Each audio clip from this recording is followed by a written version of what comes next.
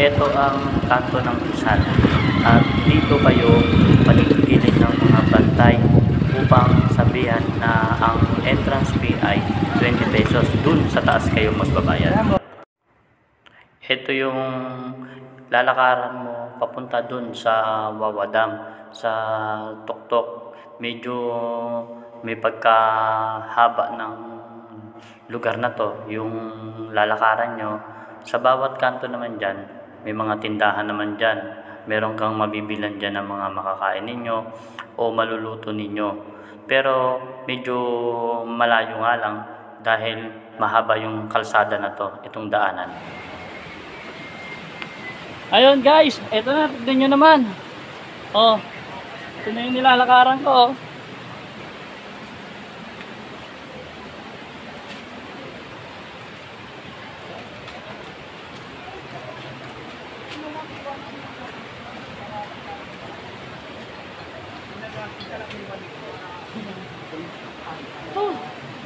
Ayan, nandito tayo ngayon sa entrance. Ayan.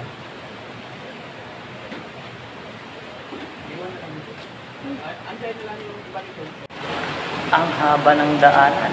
Talagang mapapagod ka talaga eh. Pero hindi yan. Tuloy lang ang paglalakad talaga.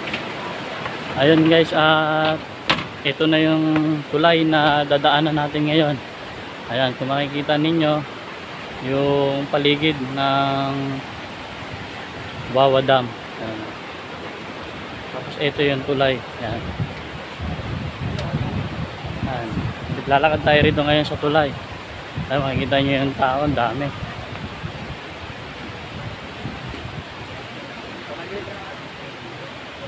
Ito, ang daming tao ngayon dito.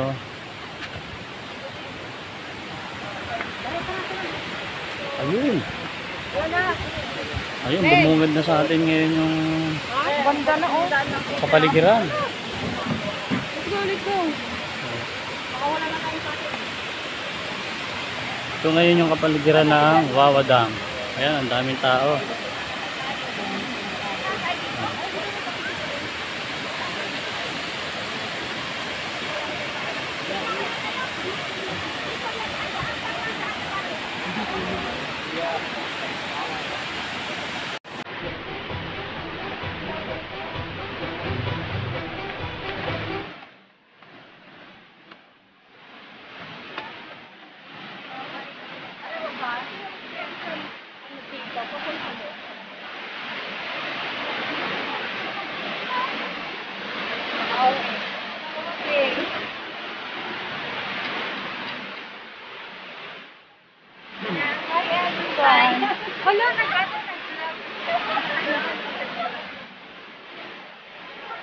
Ayun. At ito na, sa ano tayo ngayon? Lalim ng bundok. Iba yung dinadaanan natin.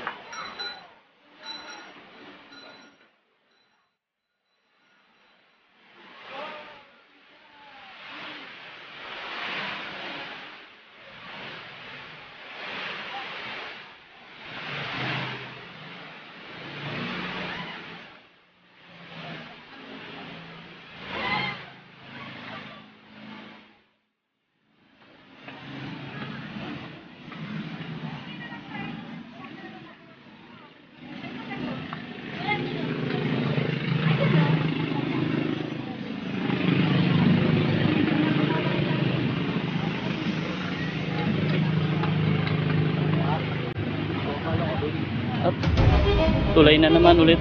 Dadaan na naman tayo sa tulay na bakal. Dahan-dahan lang.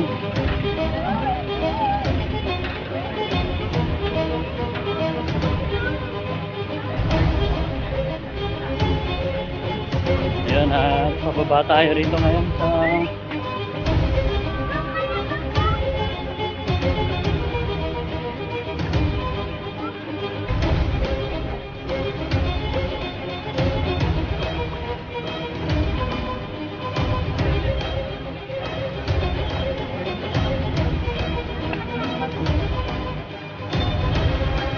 may nahihirapan na po yung asawa ko maglakad.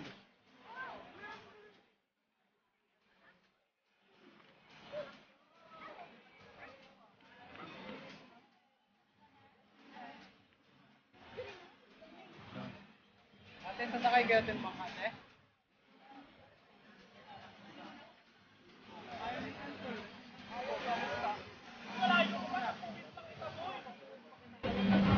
Ay, lang naman ako. Bakit may babago?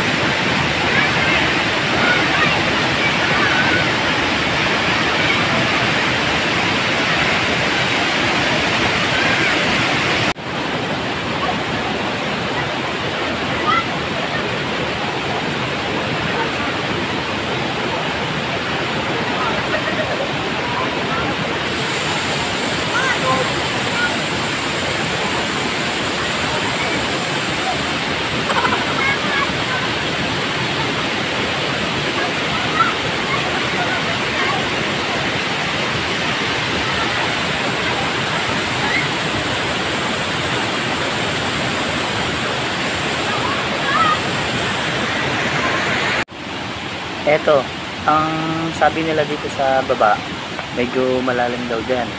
Kaya ang ginawa ko, sinubukan ko upang masigurado ko kung talagang malalim nga. Pero yung pagbaba pa lang dito guys, talagang mahihirapan na kayo dahil medyo madulas talaga yung medyo baba niya, yung mga batuhan dyan, madulas talaga. At yung ilalim nga niya, medyo hindi mo kagad makakapa kapag binaba mo yung paa mo, kakapain mo talaga, kailangan may baba mo. Medyo malalim talaga hanggang bewang siya, yun, nagpasa sa bewang, oh. Tsaka yung, ayun, yung bato niya, medyo nakakadulas talaga yan. Kapag hindi ka pa sanay yan, ako, aanurin ka. At napakalakas talaga ng alon. Yung pressure ng tubig niya, napakalakas talaga. Kaya ako medyo kapit-kapit ako. Ayun, at nakaakit din ako. Tignan nyo naman. Aakitin ko yan hanggang taas kasi naging ano sa akin yung tinignan ko doon, may mga butas-butas siya. Kaya iniisip ko baka mamaya may mga ano nga dito, yung ahas or kahit na anong mga ibon o mga nangingitlog yan. Kaya naging exciting sa akin na akitin to. At yan, naakit ko nga siya. Talagang pag nandiyan ka sa taas, matatanaw mo yung baba, napakaganda talaga. At napaka-relax ng ano na ito, yung area niya. Talagang yung problema mo mawawala talaga. Kaya ayan, inakit ko siya, ayan, tinitignan ko. Medyo hindi pa ako nakontento, talagang inakit ko pa ng gusto. Ayan medyo nakakatakot na yan yung inakit ko yan. Kaya kung kayo naman ay magsasadya dyan sa Wawa Dam, huwag kayong aakyat sa mga matataas na bahagi. Yung ginawa ko ngayon na huwag yung gagayahin yan. Kasi yan naman ano ko lang talaga, yung ginusto ko lang para maging excitement nga yung aking pagpunta dyan. Inakit ko kasi nga may mga nakikita nga akong butas, pero kayo huwag yung gagayahin yan. Basta dyan lang kayo, mag-relax lang kayo, nasa mababaw lang kayo. Huwag kayong masyadong pupunta sa mga dulo na nito ng itong mismong Wawa Dam niya, yung falls niya, kasi medyo may mga parte ng ano dyan, yung tubig na medyo malalim. Makikinig lang kayo dyan sa mga nag-guide dyan sa inyo, yung mga nagbabantay, kung ano yung parte ng tubig na pwede ninyong puntahan. Huwag kayo magiging paikot-ikot kung saan pa kayo pupunta. Kaya tignan nyo. Ayun, tatangayin ako dyan.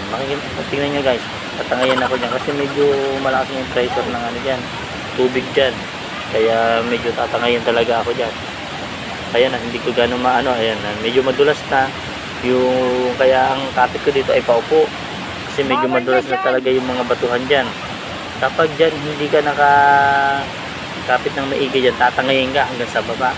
Puro batuhan dyan at napakadelikado talaga. Kaya kailangan mo talagang maging makapit sa mga bato at umalis ka dyan para hindi ka ganun tangayin ng agos. Kaya yun lang ang may i-share ko sa inyo guys. At talaga napakaganda rito. Kaya kung kayo ay may bakasyon, mag-rest muna kayo para ang inyong ano naman ay makarelax naman ang inyong isip at yung pagod ninyo sa inyong pagtatrabaho sa araw-araw.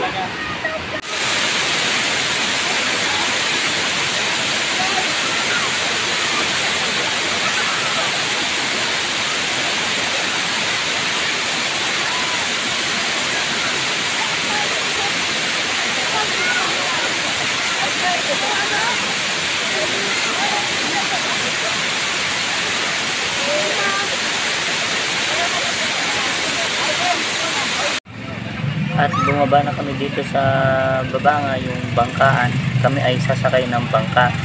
At papunta kami doon kay Rupa Campsite. Doon kami magka-camping.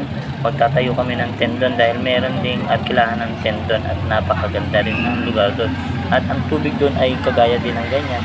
Mababaw, makaka-relax ka. Pwede kang magluto. May mga tindahan din doon. At guys alam ko na ang hinahanap nyo rin ay yung wifi. Huwag kayong mag-alala, meron ding wifi doon. Ang wifi doon guys ay 10. Tapos yung speaker doon na Bluetooth 50. Tapos yung power bank, alam ko 10 din yata. Tapos yung vape 10 din. Yan, meron charging doon. Maghuhulog ka nga lang. Ayan guys, kami ay nasa bangka ngayon. Bangka-bangka kami palapit ngayon. dun sa may hulugan ng charging station, aabot doon. Mas maganda doon ka pumesto, mas malapit doon. Doon ka magtayo ng tent para ang signal ay sakot talaga, abot. Huwag pumesto sa baba dahil ang signal nito ay hindi na aabot doon. Dahil kami yung pestuhan namin ay doon sa baba, kaya yung aming signal ay medyo hindi umabot. Ayan guys, so tingnan nyo na nakasakay na kami yan. At talagang binabaybay na namin itong kakabaan na Wawa Dam. At hindi pa ba alam ng iba na ang Wawa Dam ay merong mga meron silang bali dalawang yung campsite niyan. Yung pangalawa ayan yung ano yung kay Rupa campsite. Napakaganda rin dyan. Yung babayaran din yung tent dyan, ang alam ko ano yung 250 rin ganun din. Parehas din yung rent ng kanya tent, 250 rin. So kados parang ganun din, halos magkaparehas din Tapos meron din yan yung sa pangatlo, ang alam ko ang pangalan doon, pagkakasabi ng isang tagabantay ay Ilaya. Napakaganda raw talaga din doon. Yun ang hindi ko pa na pupuntahan.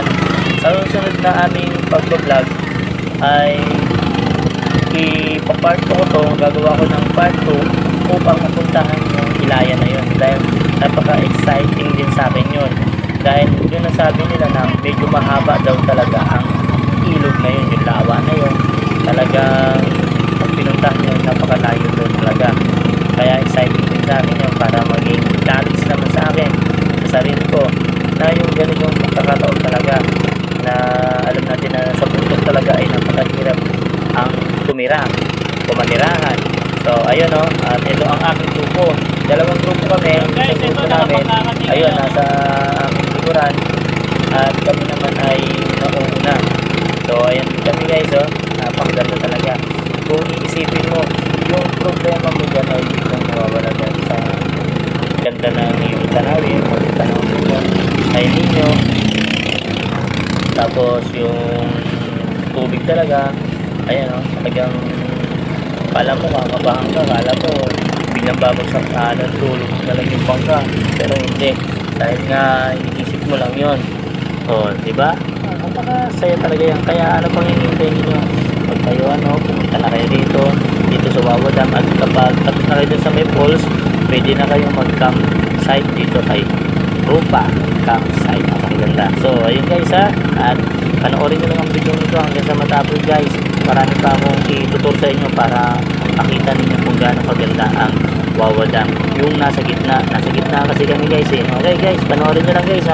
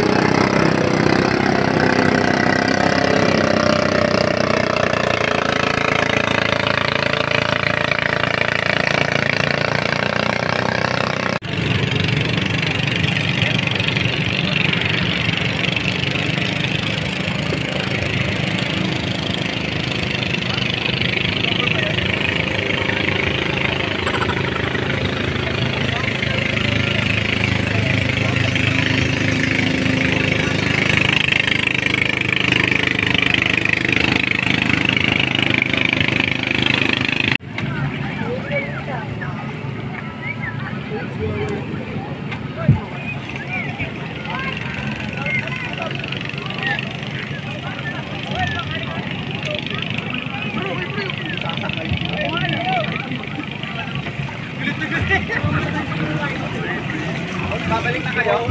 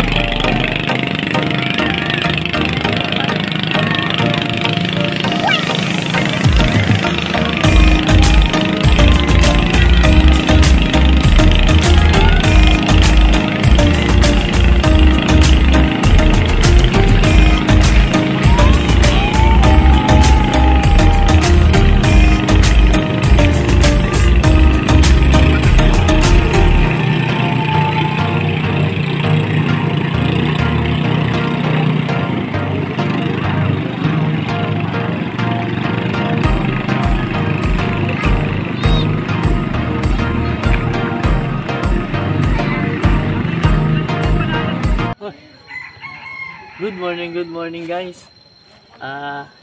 Andito pa rin tayo ngayon guys. Nag-overnight tayo. At nagano kami ng tent. Dito pa rin yan sa Wawa Dam. Dito naman yan kay Rupa. Itong street na to ay kay Rupa. Kaya pwede kayong mag-overnight dito. Tapos magtatayo kayo ng tent. Ito, sasara natin yung ating tent. Tapos, tignan nyo yung mga kabaligiran. Maraming nag-overnight dito. Ayan. Ayan o. Kita nyo naman. Mga naka-overnight. Para i-guide ko kayo. Pakita ko sa inyo yung iba.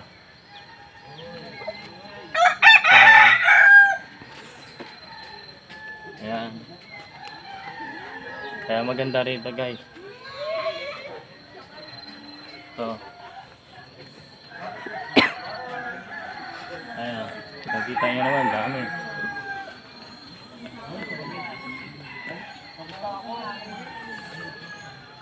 Yan.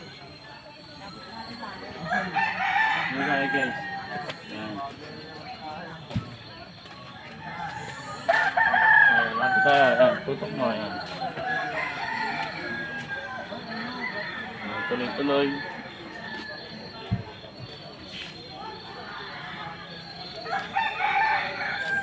So, pakita mo guys, oh. Akit tayo rito sa maligayang pagdating. Ayan. Ayan, ganun. Tignan nyo, ang ganda, oh. Diba? So, pakita mo dito yung mga tent. Ayan. Tayo dito tayo. Oh, ayan, oh. Pwede kayong magtayo ng duyan. Ay, Ang dami pang tao. yan. Ganito kaganda dito guys. Ayan o, di ba? Dami nagtatayo ng tent. Kaya kapag pupunta kayo dito sa Wawa Dam, pupunta kayo rito kay Rupa, yan dito. Diba? Dito yung may tindahan naman dito. Ito yung tindahan dito. Yan, tindahan. Tapos yung mga CR naman dito. CR dito. CR, yan. Ito yung CR. Ayan o. Yan CR. Ito tindahan. Diba guys? Kaya pag pupunta kayo rito, dito kay Rupa.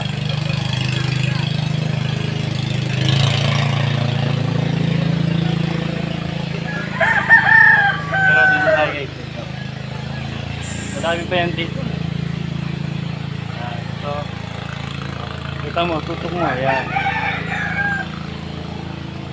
Kaya lang malamig dito. Kaya ang importanteng ano nyo guys, pupunta kayo rito, mag-overnight kayo, kailangan may mga jacket kayo, complete o jacket. Kailangan marami rin kayong pagkain.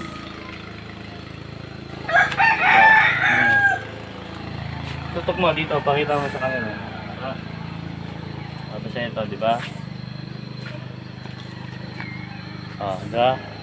Okay guys, abangan nyo pa yung mga. Ito yung kay Rupa campsite.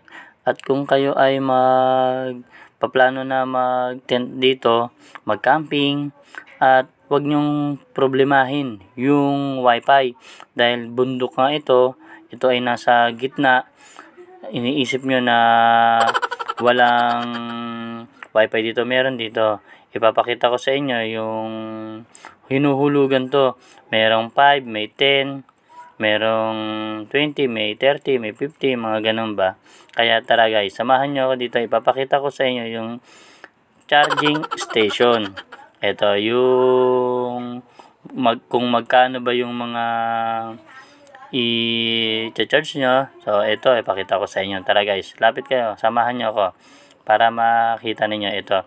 Charging fee. Cellphone 10, vape 10, power bank 30, speaker 50. So, ayun guys, tara samahan nyo ako dito para makapag-charge nga tayo dito. Ito, tanongin natin si Kuya. Ito, Kuya, makapag-charge ba kami? Guys, pag magpapa-charge kayo, kapag nandito na kayong kay Rupa, dito kayo magpapa-charge lang sila ate. Okay? Magpapa-charge po. Dito guys, dito lang kayo magpapa-charge.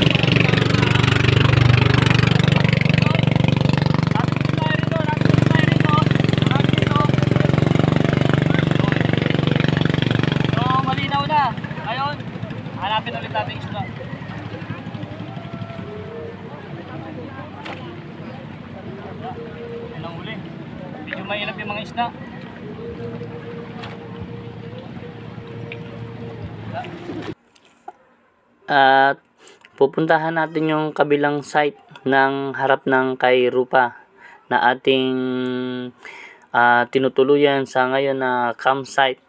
At naging interesado rin sa akin yung kabila kasi dahil meron dun yung mga bahay o yung tent na hindi na tent to parang bahay talaga to na napakaganda. Dilaw yung kanyang yung makikita nyo yellow yung kanyang bahay. Kaya naging interesado rin sa akin at ito yung aming kabila na aming campsite na tinutuluyan. At dito yung campsite ito hindi pa namin ito natutuluyan at aking pupuntahan nga dahil napakarami nga ng tao dyan. Nandyan yung mga kumakain at mga nakatambay sila. May mga umiinom din dyan dahil allowed naman talaga ang alak dyan. At bawal dyan yung mga magugulo. Ayan, nakikita nyo may mga dahon silang kinukuha dahon ng saging. Dyan sila naglalagay ng pagkain pag sila ay kakain. Katulad yung ginawa namin, yung nag-lunch kami na mukbang talagang ginawa namin doon at walang sabaw. Talagang puro prito lang ang ginawa namin.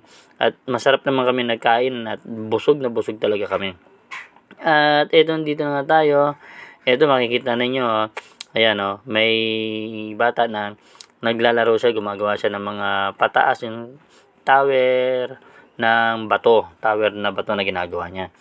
At ito naman yung mga cottage. Ito makikita nyo, yung cottage na yan, ayan sama-sama sila dyan. Napakadami rin tao dito talaga. At yung init nga naman talaga ay hindi mo na rin mararamdaman yung init dahil yung umaapaw na kaligayahan at saya. At ayan, may mga paalis na rin at may mga bagong dating yan. Yung iba naman pauwi na. At ito yung gilid dito na ating pupuntahan pa rin. Ito yung tindahan. Ayan malaki rin yung tindahan nila. At andyan nga sila mga nagtitinda. Ayan, may mga bagong dating. Tapos ito naman yung mga uling. May mga uling dyan talaga kapag gusto nyo mag-ihaw. Mag-iihaw kayo at bibili kayo dyan. At ito naman yung mga talagang mga nagbabakasyon dito, yung mga nagka-camping talaga. Ayan makikita ninyo, nasa paligid sila. At napakaganda ng tanawin dito, hindi ka maboboring. Yung problema mo talaga mawawala dahil yung kapaligiran, hindi yung polusyon, hindi yung mga maiingay, hindi yung mga maraming sasakyan. Dito, ang tumutunog lang naman dito, video okay, yung ingay ng motor, at pagdating sa hapon, yung mga kuliglig na mga nakatira dito, mga hayop, yan ang maririnig mo. May mga parang sumisit-sit pa na hayop. Tapos yung mga iba't ibang klaseng hayop, yung mga maririnig mo dito. Napakaganda talaga. At yung mga ng manok, yan, yung mga tilaok ng manok. Ayan, makikita nyo, medyo paikot ang kanilang mga cottage. Yan, cottage, paikot ang kanilang mga cottage. Ipapakita ko pa rin sa inyo. Ayan, may mga tent dito, may mga tent dito. Tuloy lang tayo sa paglalakad natin. Ipapakita ko sa inyo yung mga tent na nilalagay nila dito. Ayan, napakaganda ng mga tent nila.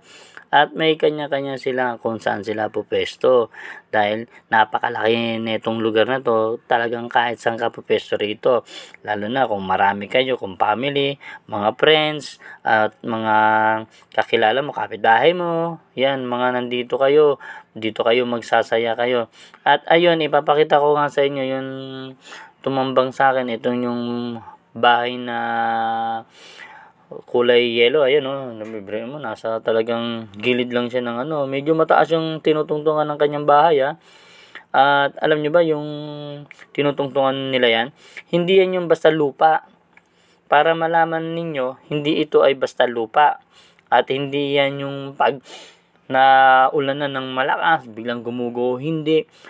Ang tinutungtungan nila ay adobe. Alam nyo ba, ang adobe ay talagang napaka-solid na lupa na napakatigas.